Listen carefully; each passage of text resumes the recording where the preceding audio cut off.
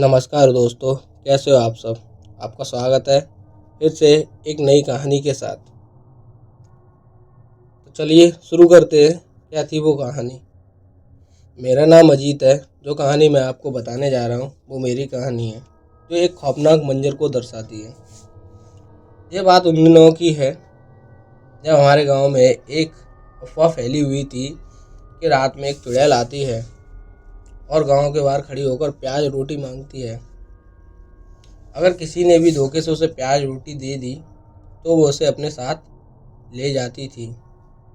मैं शहर से अपनी पढ़ाई ख़त्म करके अपने गांव कई साल बाद आया था। मेरे घर वाले मेरे आने से बहुत खुश थे। मैं भी अपने परिवार से मिलकर बहुत खुश था, क्योंकि मैं भी कई साल बाद अपने परिवार से मिल रहा था। सब कुछ अच्छा चल रहा था। एक दिन गांव में पंचायत लगी। उस पंचायत में गांव के सारे लोग और मुखिया सरपंच भी थे,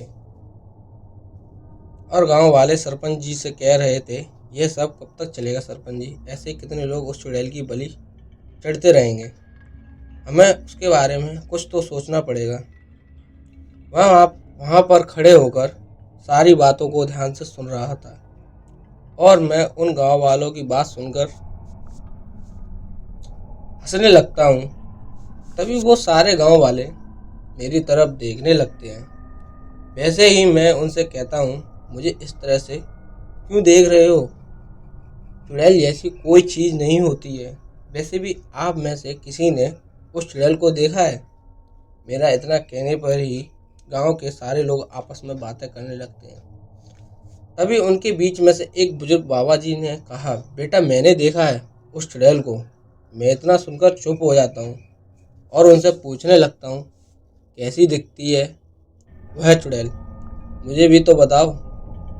वैसे ही बाबा जी ने कहा, मैं उस चुड़ैल के हुलिया या रंग के बारे में तो नहीं बता सकता, पर इतना ज़रूर बता सकता हूँ, अगर तुम उस चुड़ैल से मिलने की इच्छा रखते हो तो वो तुमसे ज़रूर मिलने आएगी। मैं बाबा जी को बातों को अनसुना करके उस पंचायत में से घर चला आता हूँ।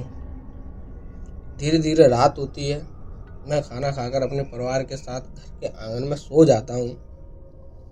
जैसे ही आधी रात होती है, वैसे ही घर के बाहर किसी बूढ़ी औरत की आवाज़ आती है, बेटा घर पर कोई है, मुझे भूख लग रही है, मुझे रोटी दे दो, मुझे भूख लग रही है, भगवान द्वारा भला करेगा। मैं नींद में था तो मैंने अपनी छोटे भाई से कहा कि तू जरा बाहर जाकर देखना, कोई भिखारी आया है और वो रोटी प्याज मांग रहा है, जाकर रोटी दे आओ। मेरा छोटा भाई नींद में था। उसने कहा, भैया तुम भी हद करते हो, इतनी रात में कौन रोटी मांगने आएगा, सो जाइए आप। मैं उसकी बात सुनकर सो जाता हूँ। थोड़ी देर बाद मुझे फिर से वही आवाज़ आती है। मैं अपने बिस्तर से खड़ा होता हूँ और रसोई की तरफ बढ़ जाता हूँ।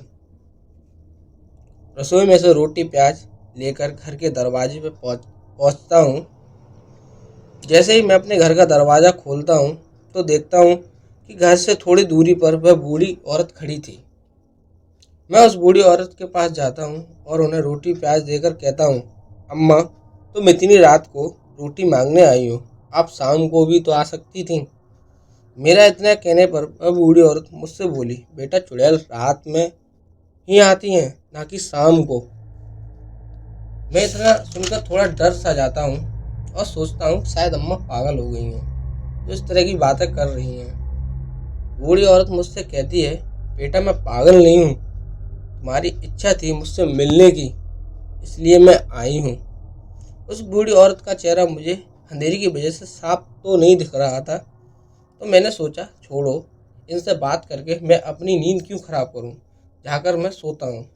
जैसे ही मैं अपने घर के अंदर पहुंचा तो मैंने देखा वही बूढ़ी औरत मेरे भाई के पास खड़ी थी, और मैं उसे देखकर डर जाता हूं और उस बुढ़िया से गुस्से में कहता हूं, तुम अंदर कैसे आ गई। मेरे इतने कहने पर वो बूढ़ी औरत जोर जोर से हंसने लगती है और मेरे छोटे भाई को अपने हाथों में उठाकर गायब हो जाती है। मैं रोता हुआ चीखता हुआ अपने भाई को पुकारता रहता हूँ और मेरे परिवार के सभी सदस्य मेरे भाई को ढूंढते हैं पर वो कहीं नहीं मिलता। और आज उस बात को तकरीबन 10 साल हो गए। मैं आज भी अपने छोटे भाई को खोने के दुख के साथ जी रहा हूँ। तो दोस्तों ये थी मेरी कहानी। तो आपको कैसी लगी? अगर अच्छी लगी हो तो लाइक करें, कमेंट करें और इस कहानी को ज़्यादा से ज़्यादा शेयर करें। तो इसी के साथ दोस्तों अब मैं चलता हूँ। मिलते हैं एक नई कहानी के साथ, नई सफ़र के साथ। नमस्कार दोस्तों।